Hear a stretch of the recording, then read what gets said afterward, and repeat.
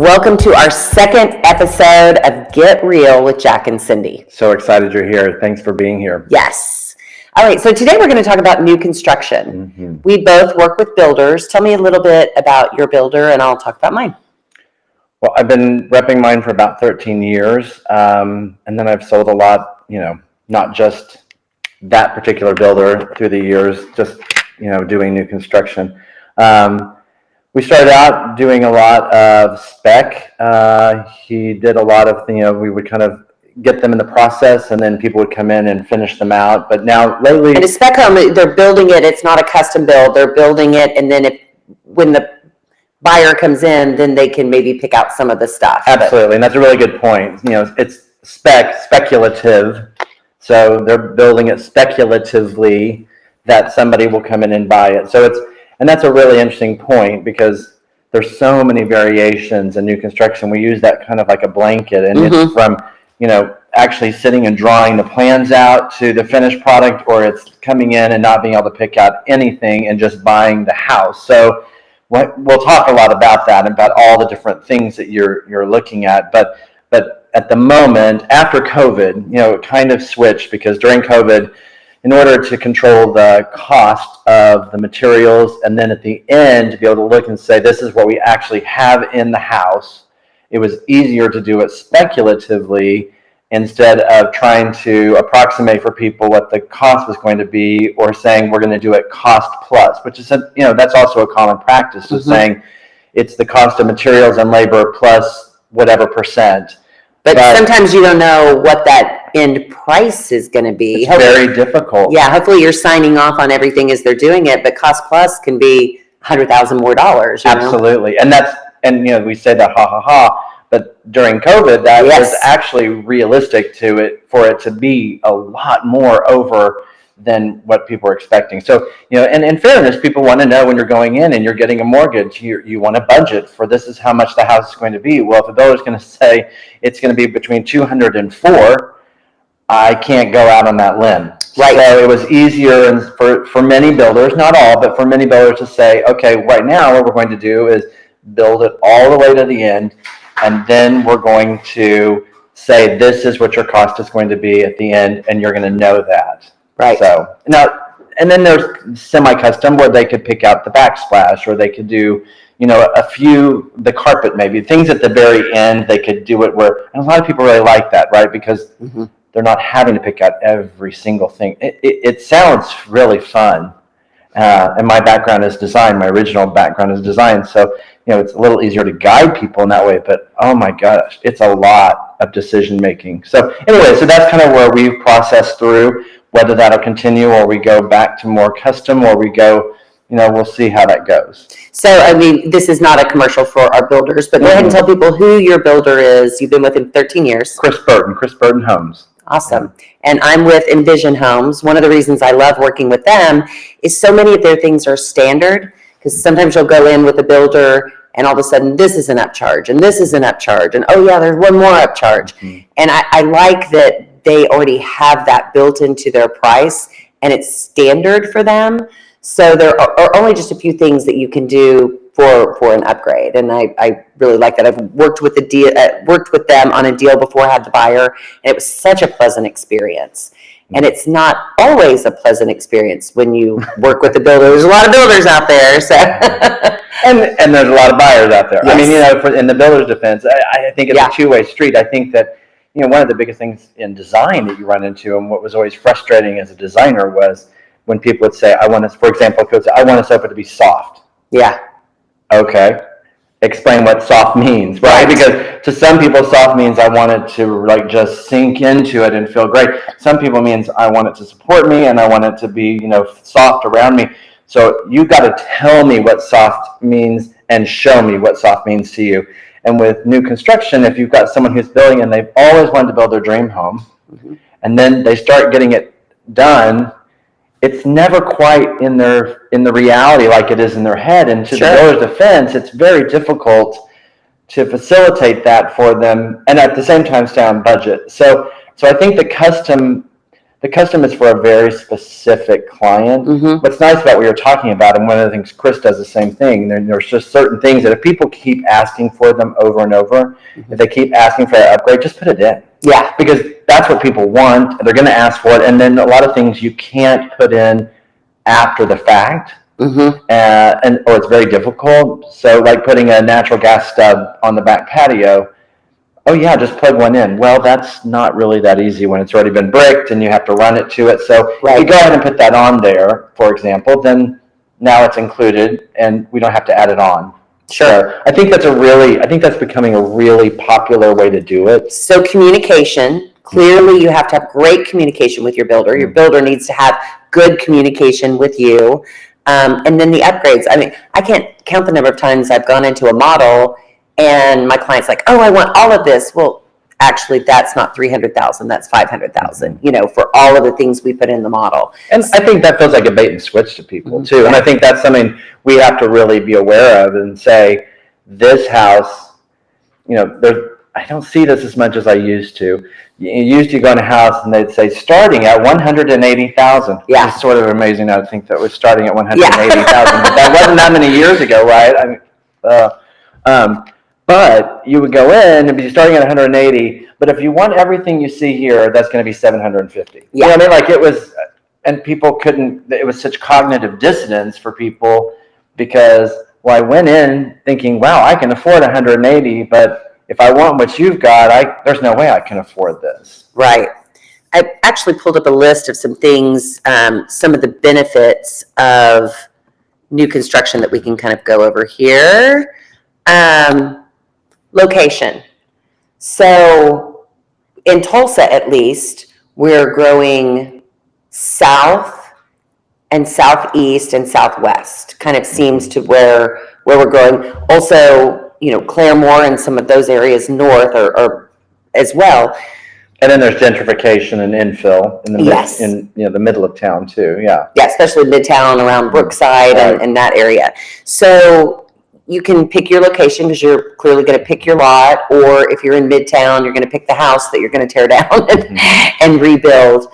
So that's nice. And schools. I mean, it really mostly comes down to schools for people, I think. And I mean, that's just being realistic. People need to be in a certain school district. They want to be, keep their kids consistently in a school district. And I think that's really a lot of what drives that too. Yes. I mean, we are having to go further out. I mean, this has been the age-old problem. It's just hysterical. I remember growing up at 71st and Harvard and going to church at 51st and Lewis, and no one would take us home because we lived in the boondocks. I mean, it's sort of funny now to think like that's how it's all evolved, and it's going to keep evolving. Oh, yeah. Eventually, there'll probably be no distance between Tulsa and Dallas. It'll just be subdivisions going all that way. But, we have a ways till that. But, so yeah, you have to sort of, and I think as realtors, we have to open our mind up to, I never imagined I'd be having open houses at 151st. 51st and Sheridan, I mean, that's just, but here we are, and that's okay. It's good. So. Oh, good. We got my builder's here. We're going to ask him a few questions too. Good, so Mike Parks, he's in the house, ladies and gentlemen. Absolutely.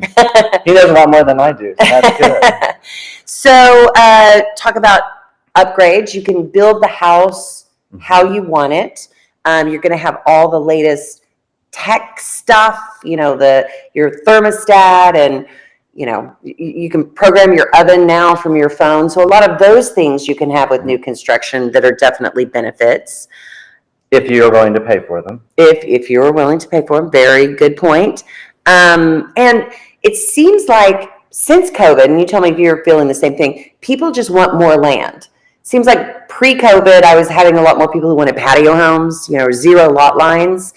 And now I have more people who want a half acre. They want an acre. They want just a little more space because, heaven forbid, the world shut down again. You're able to enjoy it in your house with all the bells and whistles. Yeah, it's interesting. I think that I've always found that people want land in theory. And I think that people have always thought that they were going to be able to get land if they went just a little bit further out and it was going to be so reasonable. And I think those days are kind of gone. Yeah. And I think that, when you look at land cost and land use, again, it's all supply and demand. And if a developer is looking at this bulk of land and it's going to cost them this much, this much, this much, easy for you to say. Right? It's going to cost this much to buy it, and then it's going to cost this much to put the infrastructure in, and we don't even talk about this, the carrying cost of all the time that they have to wait to get the city to come in and put the streets in and the sewers. I mean, the whole time they're carrying that note and that,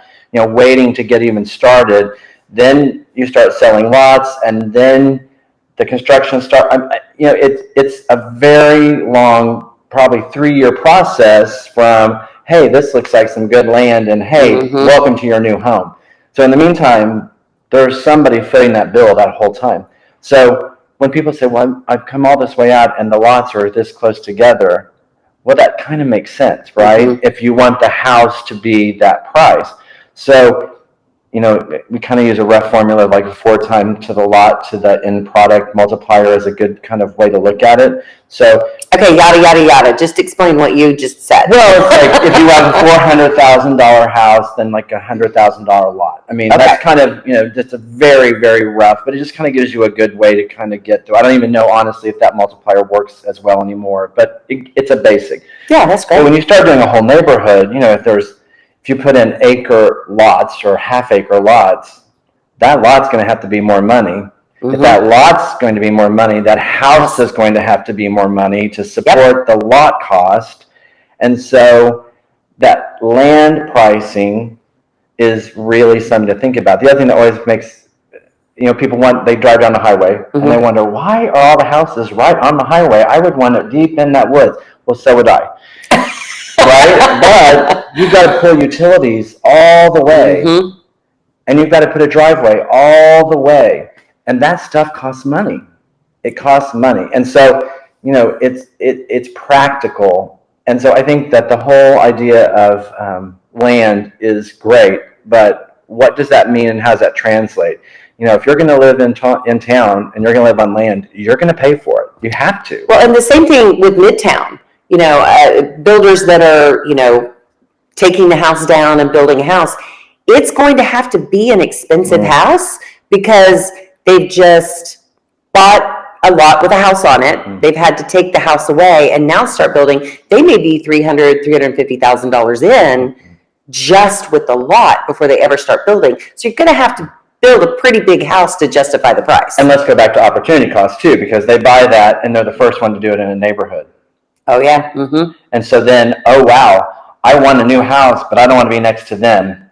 I don't want to. So then you've got to get the people to buy in early, and you have to sort of, sometimes they have to discount it at the beginning and kind of take some hits and get then the neighborhood's rolling, and then suddenly everybody wants to be in that neighborhood overnight. Well, to the builder, it's kind of like, my friends who are in the entertainment business, there is no such thing as overnight success in entertainment, right? Well, it's the same with a neighborhood. There's really not much overnight success in a neighborhood. You have to build that gravity. Even, builders starting the first house in a brand new subdivision, that's a risk.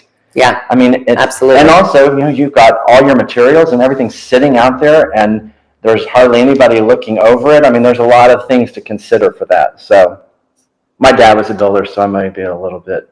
I didn't know that. Yeah. How did I not know your dad's a builder? Yeah, commercial builder, so it's a little different. He couldn't put up with people, so the home building didn't work for him. He said, I don't like people that much. So, 'cause it is. It's like you've got to have somebody who's willing to really want to make the customer happy to be in home building, because it is. Again, it's meeting sometimes unrealistic need, and we all have it. I mean, sometimes you decorated your house and you're like, in your mind, it's like Architectural Digest, and then you go in and you go, okay, well, it looks okay. Yeah. But, I worked for Charles Fauдрé years ago. Yes, I remember one of my jobs was to make sure the houses were, when they were photographing them for magazines, they looked good.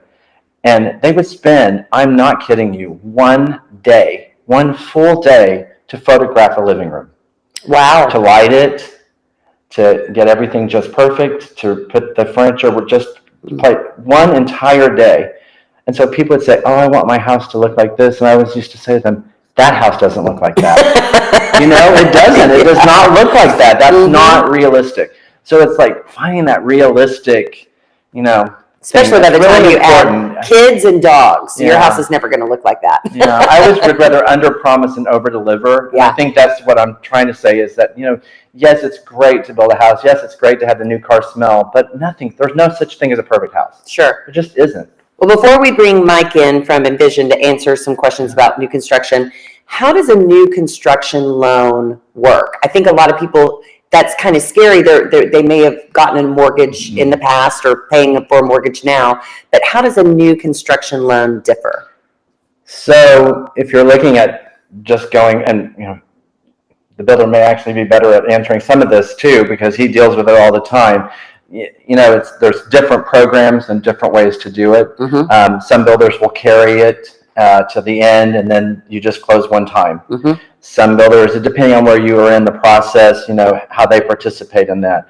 If somebody is going out and getting a loan so that they can go from construction, literally breaking ground, drawing plans, to moving into the house, then they do draws. So they set up what they think the overall price is going to be, right? And then the builder will say, okay, we've done this, and this, and it costs this much, and we need this much right now. And so then the bank looks at that, sees that it's matching up.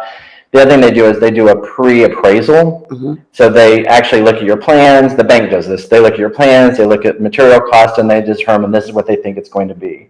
Okay. So we're basing that off of it's a backward way of doing it. We're basing it off an appraisal of a house that hasn't been built yet. But then you take draws throughout the period. And, I think the draws depend kind of how you set it up. Sure. How long the project's going to take, how many things. But, and then at the end, then you close one time on paying all that back, and then the mortgage starts at that point. Does that make sense? Yeah, makes perfect sense. Yeah, but most people, it seems like when you're stepping in, for example, we're in this beautiful new construction home, so this would be financed pretty much like a regular home. Sure. Because it's already completed. Right. So when you're a spec home, again, it's funny talking about new construction because that means so many different things. Yeah, it really does. Yeah. It really does. Well, let's bring Mike over. Mike, come on over. Grab another chair. So everybody, Mike Parks is here. Whoop, whoop, whoop. So tell us a little bit about how long you've been building houses and why you even got into this crazy business. I started out as a realtor and then had a customer that was doing some new construction, and he asked me to superintend and just kind of went from there. And I think I built the first one in about 95, so almost 30 years ago. Been doing it for quite a while. And one of the things that I like, and I want to emphasize again, I talked about it a little bit at the first, it's really nice that you guys have so many upgrades that are standard. So when you meet with a builder, what are some questions you can ask to find out what's an upgrade or what's in a model that might be different in a house that you're building? I think that's the thing is you just have to ask what is an upgrade, and we try to do our models. What you see is what you get, and that's love that. That's how we set all of us up, because I think you mentioned bait and switch, and I think the general public gets that feeling. They feel like it's, what am I actually getting? And I've had people say that. I walked out of that particular builder's home and I didn't even know what I was getting at the end. So we do try to make all of ours what you see is what you get. And we took a page out of what you said as well about if people are asking for something all the time, like a gas line on a patio or something, we end up ultimately making it standard. Now, it's going to go in the price of the house. Sure. Right. But at least when you come in, you have those, then you have the ability to either add to that or take away. And as builders, we all have sets of standards, and we all try to decide what's going to be best and what are our customers asking for the most and the price point that we build in most, and that type of thing. And isn't it less money to put a gas line in, for example, whenever it's under construction, than it is to try to come in and drill in and add? I mean, so it saves the consumer money by anticipating they're going to want that anyways. Sure. Yeah. And 7 out of 10 do, or 8 out of 10 do. So if you get to that point, you try to incorporate that in. Communication. I know some builders will actually charge you every time you sit down and talk with them. But if you're building a custom house, how many times should you expect to meet with your builder? how should that communication go? We have, during the build, about 7 or 8 scheduled meetings where they're going to be meeting subs on site, pretty much laying everything out, whether it be electrical or trim or brick or whatever it is. And then the rest is up to that buyer. I have some buyers that I actually have to call them and say, "Are you still everything good?" Because I don't hear from them, and they say, "Oh no, we go by the house all the time. It's looking great. We figured you know what you're doing." And then I have others that call daily. Yeah. And it just is part of it. And so we have clients like that too. We prefer the checking the pulse clients. you find out pretty early on which customer is going to be what, and then you try to cater to that need, because you do know some people are going to just be a little more involved than other customers are. Sure. And that's to your point, Cindy, when they charge like that, a lot of the builders have gone to what I call the annoyance tax. Right? So every time you annoy, then it's going to be this. But if you're scheduled in and you're doing within, I think it's my builder doesn't do that either. It doesn't sound like you do that. But I think that's the theory there, is that if somebody is going to be constantly, one of the things too that I'll say on behalf of all builders, if you're building a house and you go on and something's wrong, don't tell the crew to stop. Right? People go on and they'll say, stop. Well, what subcontractors here is, I need to get off this job and go do one where I can work, and getting them back over to finish up can take, so you're slowing the process down a lot instead of talking to the builder and saying, I think we may have a problem, and then they can handle how we address that instead of you pulling the crews off. And also don't go in and say, oh, I talked with Mike.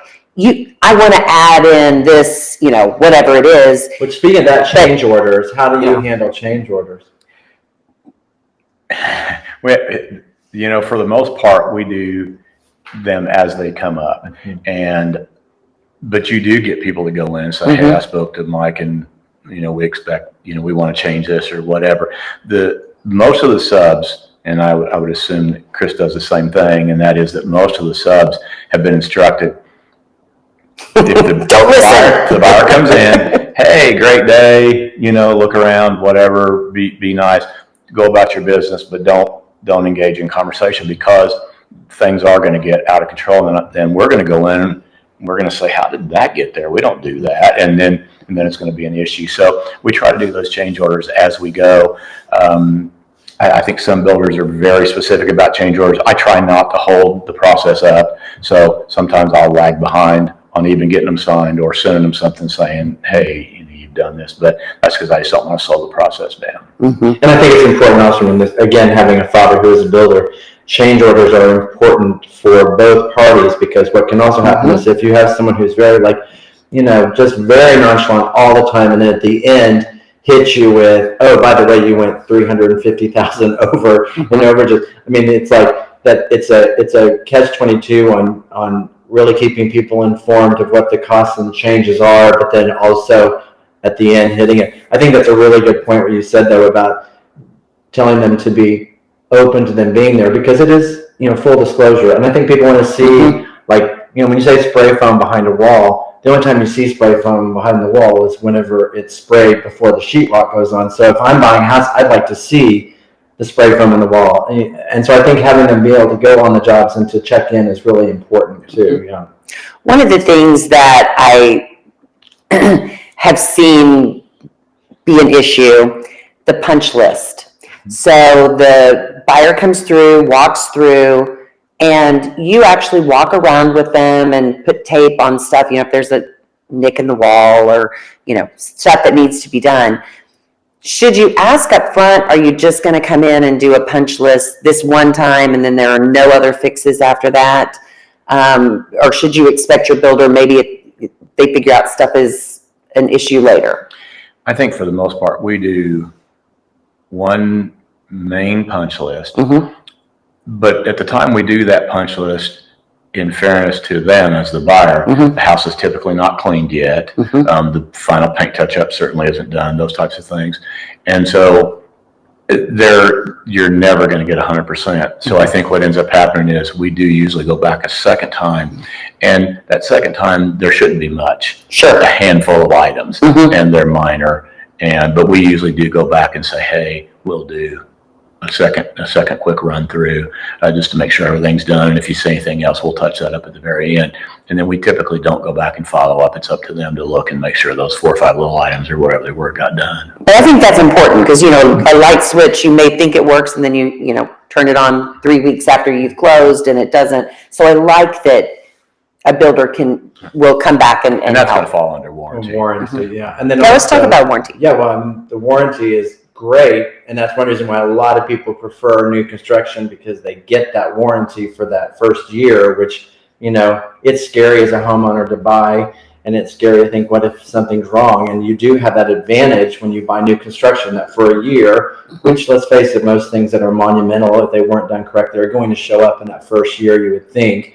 So that's really important. But the other thing too is in Oklahoma, we get really hot and we get really cold, and we get really wet and we get really dry. And so over a year, that house has that time to age in, and for you to go in that 11th month kind of re-walk through of these are the things that have come up since that all of that happened. So I think that's really good. But again, there is no perfect house, and you're not selling a perfect house. And it's even like when you buy a car, the warranty covers certain things, but it doesn't cover everything. And it certainly doesn't cover if the car was hit by somebody. Yeah.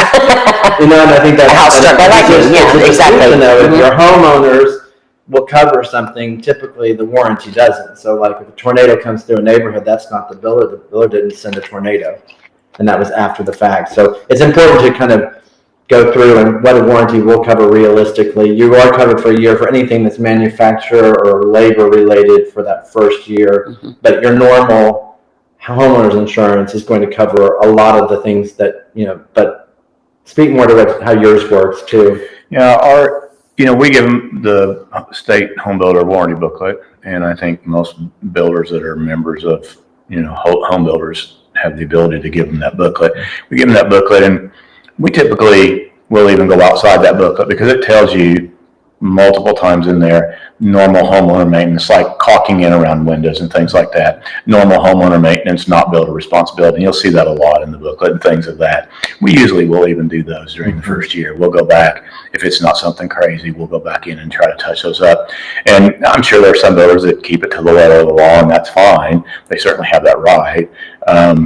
But we'll try to go the extra mile, I think, most of the time. And then there'll be some things that we say, hey, it's just not a warranty item. You're going to have to take care of it yourself or whatever it is. Yeah, like if you don't water your lawn, your grass is going to die. And, we... Surprise! Yeah, it's amazing. My grass is dying. Well, you didn't water it, ever. Yeah. Yeah, I think very few builders will cover cracks on concrete because the concrete companies will not cover that. So that's something, if it's just a normal hairline crack that you'll see in your driveways or whatever, they're not going to be covered in most instances. And sod landscaping, because they are perishable products, is one thing that we typically don't cover unless it's diseased or something like that, we would. But other than that, we typically don't. We'll, if it dies because they didn't water it typically. My dad just said that the one thing you can count on concrete is that it will crack, and that even if you build a concrete house in Oklahoma, eventually you'll have termites. Those are just two words of wisdom, both involving concrete. Well, and you mentioned the HBA. I do think it's important to work with a builder who's a member of the Home Builders Association. Why is that important? I think for the most part, there are regulations, and they also have a kind of a mediation process. If there's a situation that you have a problem with the builder, you can contact them. So I think those things come up. Non-HBA members, and there are some, and there are a few builders out there that are probably real good builders that don't belong to HBA, but very few. Most do belong to HBA for that reason, because they're held accountable for what the product they're putting out there, and home builders wants that product to be good for the public. So I think that's what they're doing. One thing that impressed me about you guys, lumber prices, the cost of everything went up during COVID. Any of your existing contracts, you didn't do the upcharge. I mean, you literally stuck to that contract. And I think that is so admirable, because I ended up selling a lot of people a home who were with the builder, and then all of a sudden they owed $150,000 more, and they couldn't afford it. So I appreciate the ethics of that. Yeah, it happened a lot, and I would say probably most every builder in Tulsa did raise prices during that time, whether you were on contract or not. There were actually some lawsuits whether you could do that, and whether they had the right to do that. And basically they said, yes, they do. And so, but we made a conscious decision.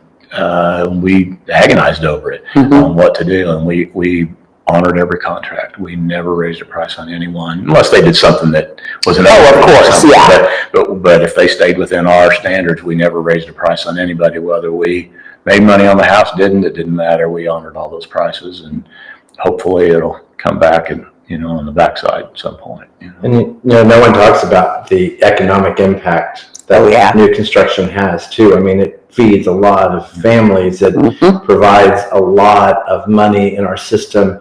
Every time a house is built, the number of jobs that it sustains and creates and that generates is pretty phenomenal. And that's one of the things sometimes I think that we overlook that as an industry standard. And that's why the Home Builder Association is supporting that and helping with that community of subcontractors and of suppliers and just our general economy. But it is very admirable. I love that you were that way and you made those decisions during that period. I know, for a lot of builders, they probably couldn't make that decision. Right.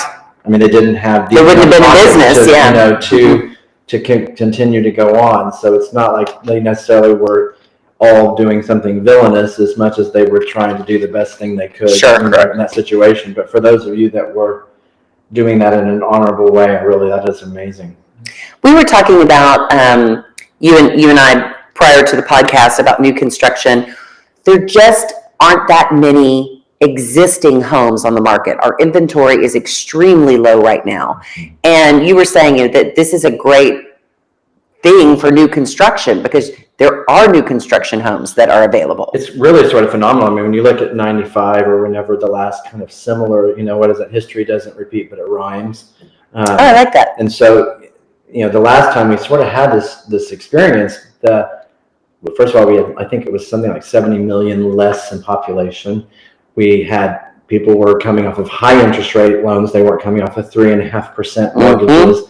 There's so many factors right now. There's so many people that are wanting to start households that can't because the supply isn't there or they don't have the pockets to do it. And we have so many people that really can't go off of their mortgage because their payment is going to double. So they're sitting holding in the secondary market. So when you think of it that way, what is available now that can do that? And then the other thing too is with builder programs, buying down interest rates and all that, there's bridging the gap to affordability. So suddenly you have new construction, affordability, and this huge demand of new households wanting to start and be created. And like you said about COVID, a lot of other people don't want to make that move to group living anymore. They'd rather age in place in a house. So we have a lot of things converging that are really going to make it where new construction, that's why at the stock market, new construction, the big builders, they have not gone down. They've gone up and up and up in value because we are going to need new construction to supply all the demand that's going to be happening. And here in Oklahoma in particular, I've had more clients from California than I've ever had. People from the coasts moving here because Tulsa is such an affordable city. It's still expensive. Life is expensive. They thought we were good people. Oh yeah, there we go. I'm so awesome. But we are good people. But it's amazing how many are moving here. And yes, so we have more buyers than there are homes available. So I think new construction, like you said, is really going to fit that bill. And you know what? I don't care what anyone says. I love money. I do. I love studying money. I love entrepreneurship. I think it's so interesting. I literally am a geek. I watch CNBC every morning for 4 hours because I'm obsessed with how the macroeconomic goes together. Not everybody has to worry about that. But when you start looking at it, especially at the age that I am now, and I can look back on my life and go, wow, this is what happened. And you live through. We've lived through, what's that Billy Joel song about the fire? We have lived through so many things now. And first of all, the world didn't fall apart. Yeah. How many times in our life have things happened and this was the end of the world? Well, remember going from 1999 to 2000. Remember all the computers were going to crash, and September didn't the happen. 11th. And, COVID. We've always been able to come out and move forward. We move on differently. We come out of it and we do something differently. But the world survives. People have to go on. But the thing too is people have to have a place to live. Yep. And I think what we do is a very dignified way of building wealth for people. And we'll get into a lot of this in the future about riches and wealth. There's a difference between riches and wealth. Homes are wealth. Mm-hmm. Sorry, but pretty purses and nice shoes are riches. Homes are wealth. Mm-hmm. You're building your wealth, and you're building generational wealth. And that's the other thing too. We've now opened up, and we are so much more able to be inclusive of different groups that we've left behind in the past, and say, you now can build your wealth. And people build it by sitting in a living room watching the Super Bowl. Yeah. I mean, that's pretty cool. That's a lifestyle. And then to think they bring their babies home in that house, and they have their wedding pictures, and they do the prom pictures on the stairwell. I mean, how cool that your investment that's building your wealth and your generational wealth for your future generations is where you have all your best and most lovely moments of your. I mean, that is. That's why it's not a house; it's a home. But I mean, I don't think I've ever sat and really just glowed in my stocks. Mm-hmm. I love my stocks, but I don't sit and enjoy them the way I do in my home. Yeah, absolutely. Anything with new construction that we haven't covered that you think would be good for people who are thinking of either buying a spec home that's already available, coming in halfway through and adding some of the things they want, or customizing the entire thing? I think it depends on the person. Mm-hmm. And I think you guys have done a great job of covering everything. I was listening and sitting over there, and there are people that don't want to build new. Mm-hmm. There are some people that want to buy new but don't want to build, so they're going to end up buying a spec. There are people that don't want new at all. Right. They want something existing. They don't want a neighborhood that doesn't have trees, that somebody just cut out of a field somewhere and started. So new construction is not their thing. There are other people that want the ability to customize from the slab to the carpet, and they want to be able to customize everything in between. And I think as builders, I think the builders that are going to be the best builders over the years are the ones that have the best programs for them to customize. There are a lot of builders that won't let you customize. It's just not what they want to do, and that's fine too. Like you said earlier, they don't want to deal with that customer, and if they can admit that, that's great, because you don't want to do it. Absolutely. And so then you have other people that you do, or other builders that allow people to customize virtually everything, and that's what we do. And it's it can be tough, to say the least. But I think that's totally up to the person and whatever that person wants to do. Well, Mike, thank you so much for joining us today. Getting real. Yeah, get real, baby. Thank you, guys. This is our second podcast, so we are excited. Anyone's listening out there, so thank you very much. But again, Mike, thanks. Thanks very much. Appreciate you guys. Thanks. All right, with that, we'll wrap up. Any last thoughts you have, Jack? No, I think I've talked plenty. As usual, right? Well, then we will save the rest of it for the next podcast. That sounds great. See you all again. All right, thanks, guys.